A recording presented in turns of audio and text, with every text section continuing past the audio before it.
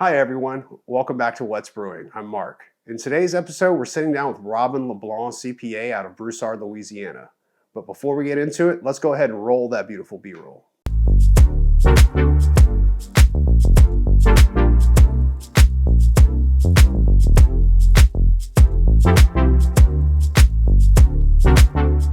So, Robin, it's good to see you. Thank you for sitting down with us today. Go ahead and just tell me a little bit about yourself. All right, I'm Robin LeBlanc. I'm from New Orleans, Louisiana, but I've been living in Lafayette for quite some time now and trying to relocate to Broussard to be closer to my business. I became a CPA in 2010, or started accounting in 2010 and officially got certified as a CPA in 2012. And I love it. I love it so much that, I started this business and just trying to grow it and help the community and learn and teach and just, do whatever I can to help. Well, that's awesome. So let's go ahead and let's take a step back there. You said you're from New Orleans. Yes. So what brought you to Lafayette?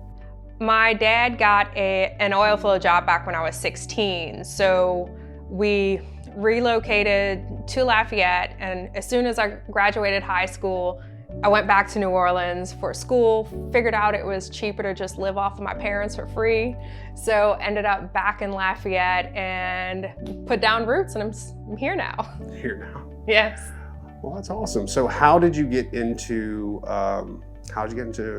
becoming an accountant and doing CPA work and all that kind of stuff? Oh goodness, I took the long way round. So I actually started out college as a fine arts major in photography.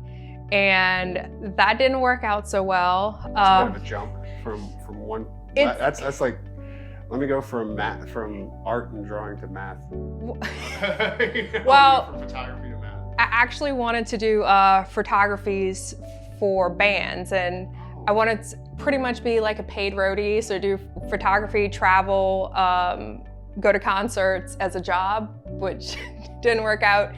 So I ended up switching to management to see if I could, what if I can manage bands? And from management, I discovered accounting, and it was really fun. I mean, not a lot of people think accounting is fun, but I enjoyed the challenge of it. And so from there, I ended up switching majors. So accounting was actually my third major to choose from, which worked out really well because to take the CPA exam, you need 150 hours of college credits. And so I had all the credits I needed when I got my undergraduate degree, because it was in like figure drawing and photography, and all these art classes are actually what gave me the credits I need to become a CPA. So the A is the artist in you, if you will. Yes. I know what I'm saying, but the artist in you. So pretty much all the things that led you to be able to get your license is the fact that you have all these art credits. That's amazing. It's because I like music, but I can't play an instrument. So I kept trying to just be a part of the music scene and became an accountant instead. And now you run all their books. I don't have enough musician clients yet. You heard her. Musicians out there. We got one guy behind the camera over there raising his hand. See, musicians. She's looking. She can help you with your finances. Yes. Get your band back at the game. Yeah, because especially with in dealing with creatives a lot, there's a big disparity between money, finances, which is very structured, and having the free-thinking nature of creatives, where a lot of times they just don't want to. They're like, I don't want to touch money. I don't want to do this. I'm trying to create art. I'm not. And I was like, but you can't create art if you're not generating a profit. And so if you do things and learn the financial side of stuff and get your books in order and set this stuff up and take the time to be accountable, you have more time to do art. You have more resources to do art. Because I've worked with photographers and painters, dancers, and just a lot of people in that creative industry. They just don't like the concept of money and don't like creating art for money. But it's one of those things that it's a reality. To do one, you need the other, unless you are going to do something like get a day job to support your passion, or have a spouse that is willing to support your passion financially. So, I mean, I like being able to have, I have a creative mind in the legal sense, because accountants aren't supposed to be creative. Apparently there's this whole running thing about creative accountants is where you go to jail. Yeah, we're supposed to be very, very by the book, but I still have a creative side to me, because even in college, I mean, I loved art and stuff. So going into photography wasn't like a super jump. I loved it. I did it all through high school. I really wish dark rooms were still a thing. Yes. Oh, dark rooms are so much fun. I love the smell of the chemicals and stuff, and doing that and just doing all the photography by hand. Now everything is digital, so I don't think I would have survived anyway if I would have stayed with that major. I would have been the old, outdated person that's like, just give me my dark room and my film. So like the funniest thing is, like for me, you said dark room, and that while I was in college, I spent a lot of time in a dark room also. I actually picked up Photoshop before I picked up going into the actual darkroom to do it digitally. And I picked it up in high school. So as a kid, I was just kind of like, oh, what's this tool that looks like a lollipop? Let's see what that does. I called it the lollipop tool. Later I learned it was the Dodge tool.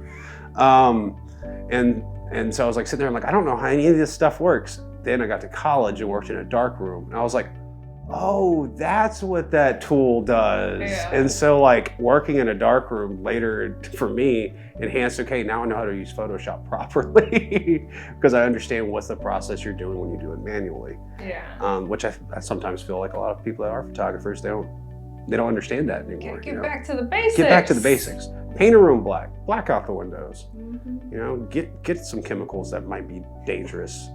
Mix them together. Flash your film once, because you gotta learn some things. So yeah, we're talking about photography. You're talking about, so what made you choose Broussard to open up your business?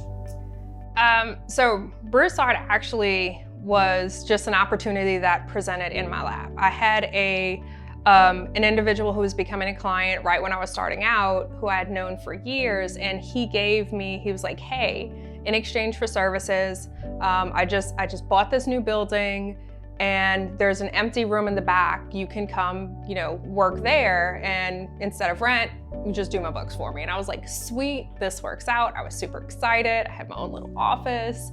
And eventually, as my business grew, I was like, kicked him out of his own building. And and just took over the whole place with like, I hired employees, moved them in, got people for the front desk. And since then, I mean, Broussard has just been so awesome for me because, there wasn't really another brick and mortar CPA firm in Broussard. And then just being downtown and getting a lot of that traffic being on Main Street, I've got a lot of clientele from Broussard, Youngsville, and even New Iberia. So it worked out that I didn't intend to come to Broussard, but once I was here, I realized I can't leave Broussard. And so, in December, we bought the building that we're in now in Broussard. I think we measured it, it's about like a half a mile down the road, same road, just bigger building. It's like, just like a little picture, we took the building, we just pulled the corner, made it bigger, more rooms, more bathrooms is the biggest thing that everyone was excited about. From 1 bathroom to 4, deal breaker. Yeah, so just, and then the community in Broussard has been, really loving, and just, seeing everybody, especially the mayor and the Chamber of Commerce, and everybody's just so welcoming and encouraging to the programs that we're doing with Broussard. And 2 years ago, I got on the board for Broussard Economic Development Corporation. So being able to see what's going on in Broussard on the back end, and what, as the BDC, we're trying to do to enhance businesses in Broussard. It's just like I'm like, that's why I'm trying to move to Broussard. I'm just like sold on everything Broussard. I've drank the Kool-Aid for the city, and I like it. I'm here now, I love it. So let me go back one more, and then we'll come back to Broussard. Okay. So what was like doors open? What day was that? Like when was business? We're open for business. Robin LeBlanc. August 2015. I don't remember the like big day because for me it wasn't dramatic because the way I started my business was very casual. I had left my job where I was previously just to kind of spend time with my daughter, do more stuff. I mean, being a CPA is a very demanding and stressful career. So I was just taking a leave of absence from working and I was bored. So I had a couple people that knew me was like, hey, can you help me with QuickBooks? Can you answer these questions? And so I was just helping people because I had all this time and they kept trying to give me money. So I was like, oh, well, I was just helping you because I was bored. So that happened a couple of times and I was like, okay, do I have a business now? And so that's kind of how my business started.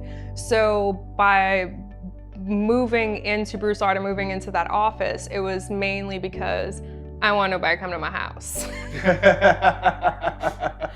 So I'm not trying to have people show up on Saturdays because they know where I live. So I got the office, and so it was just kind of a natural progression as opposed to something planned and intentional. I'm very kind of in the moment on certain things, like, yeah, we're just gonna do this, and it works out for me. Yeah, that's great. It's also good to hear because I didn't know that you were getting so ingrained with helping out with the city, with the economic development of it, and everything like that. So how did that fall into your lap? Like, how did you end up being on that board? I guess they just heard my name a lot. So just since one of the best things about shifting from working from somebody else to working for myself is I really, really like volunteering and helping and being involved in doing stuff. So once I was able to work for myself and set my own schedule, I joined the 705, I joined one Acadiana. I became very active in just going to whatever I can. I ended up on the local board of the Louisiana Society of CPAs. And so I would just go out and do so much and see people and be involved. I guess that's kind of how they found me. I'm also one of the founding members of the Lafayette Women's Chamber of Commerce, which is the only women's chamber in the whole state of Louisiana. So just by doing all that stuff and trying to give back, I guess they like heard me, they know I'm in Broussard, they know I do stuff. I never asked. You never asked? I never asked why me. I was just like, sure, I like you guys. Because it was, I think it was Ryan Lagrange that reached out to me and I had met him and interacted with him at a bunch of other events. So, we would kind of just knew each other through being in the same room at the same time over the last couple of years. And so that's how I got pulled in and I was super excited. Kids, moral of the story is going to be this: networking is the key to good business. That's the moral of that story. Would you agree? Oh yes, get out there, and especially to employers, encourage your employees to do stuff outside of work, or even pay them to do stuff during work hours that's in the community, because so much of the events that I went to were like luncheons and continuing education during the day. And yes, you're getting continuing education, but you're also meeting people. And through these stuff, I've gotten clients. I have made the company money by socializing, going to all these events around town and meeting people.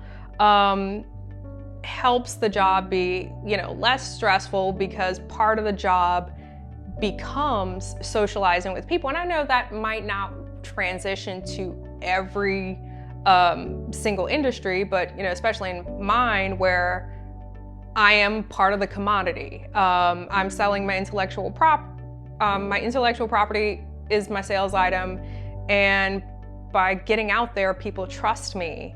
And that way I can, get more people in, I can help more people, I can learn more, I can do better, I can grow, I can build my team, and then we can go out and help even more people from there. So that's, networking is super important, and it's fun if you do it right. And the big thing is learn how to network. Yes. Don't be salesy. Like, hi, I'm Robin, here's my card, I do accounting, do you want taxes? It's like, no, hi, how are you? What are you doing here? Let me get to know you. And it's not just selling, you need to buy into the other person, and you need to, actually have those genuine relationships with people, because who you're talking to won't necessarily be anybody who will ever need anything that you have. But if you're building that trust and that relationship, that might be someone who refers people to you. And that's really important, especially Lafayette and Acadiana area they're a very tight-knit community where everyone knows each other, and Lafayette gets small, y'all.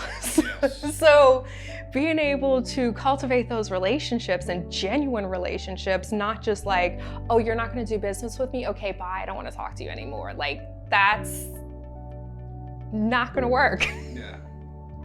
No, I think it's great. Now, I think it's great. It's really good the way that you phrase that, because a lot of people don't understand. Definitely, I know whenever I first tried going out there and networking, it was like, hi, video, me, shoot, you.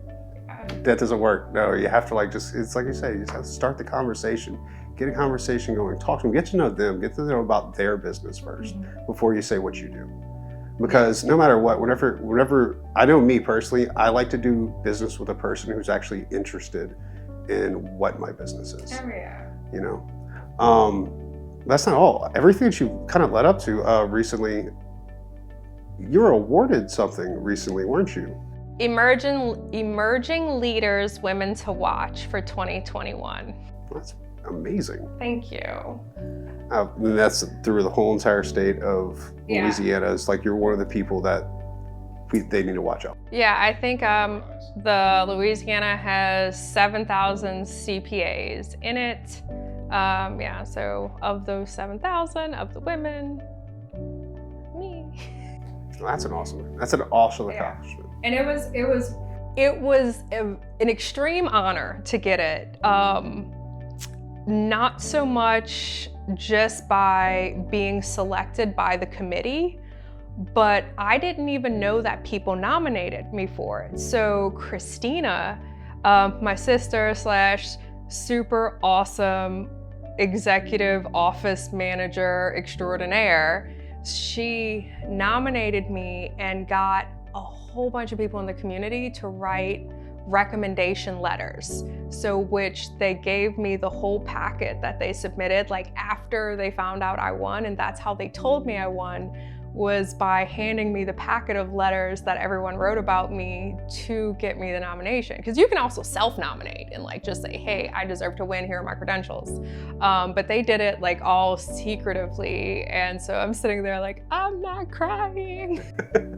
So they came in, it's like, hey, we got all these letters, we want to let you know that you got this. You're like, say what? Yeah, and so I'm in here reading it, closing the door, leave me alone. And so I think that part of winning the award is more so just impactful because the people around me are the ones that thought I deserved it. I mean, I'm very thankful for the selection committee for selecting me, but it's just even getting to that place was just so moving. And reading the letters, and I'm like, all right, now I know this is everything I have to keep going and meet those expectations too.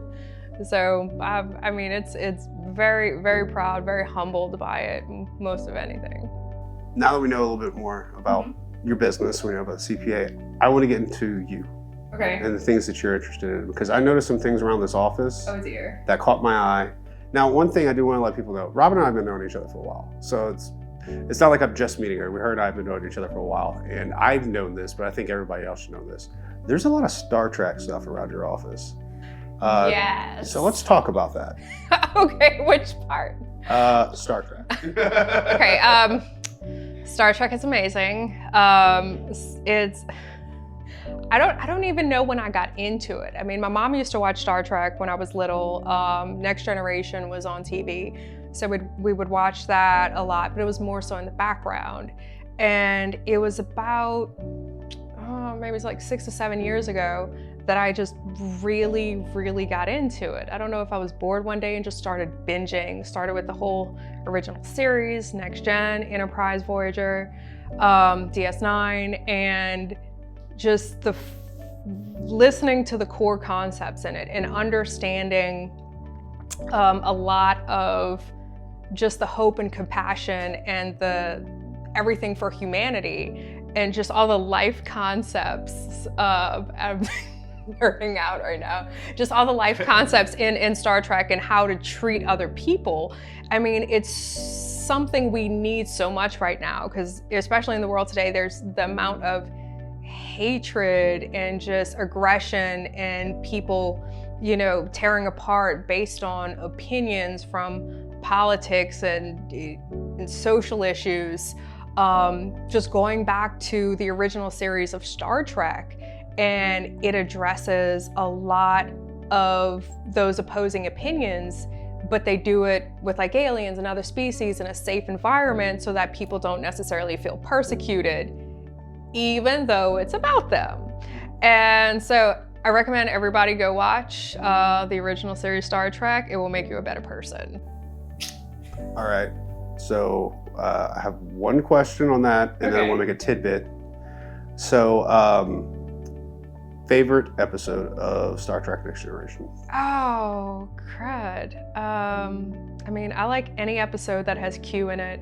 I'm not sure what my favorite is. That's how you know you're a fan. You don't have a favorite because you love it all. And the last thing I want to say on Star Trek, one of my favorite things out of all of it, right, is the moment in the movie Star Trek First Contact. Mm-hmm. Whenever he knows the Vulcan comes, lands his ship, his first time we do contact because they registered the warp drive. But is the fact that the moment we realize we're not alone in the universe is the moment that the world came together in peace. You know, that concept of, you know, us figuring that out united everyone. To me was one of the most, I got chills right now thinking about it. Is to me one of the most beautiful things that I've seen in a while.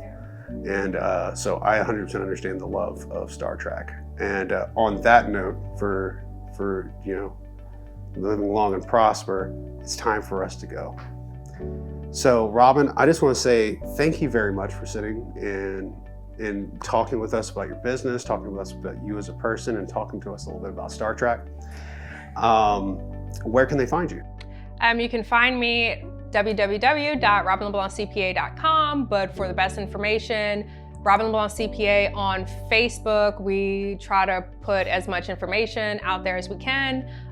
If you'd like to call us, 337-330-4000. We're happy to help. Awesome. And that'll do it for us at What's Brewing. Don't forget to hit that like and subscribe button, and we'll see you in the next one.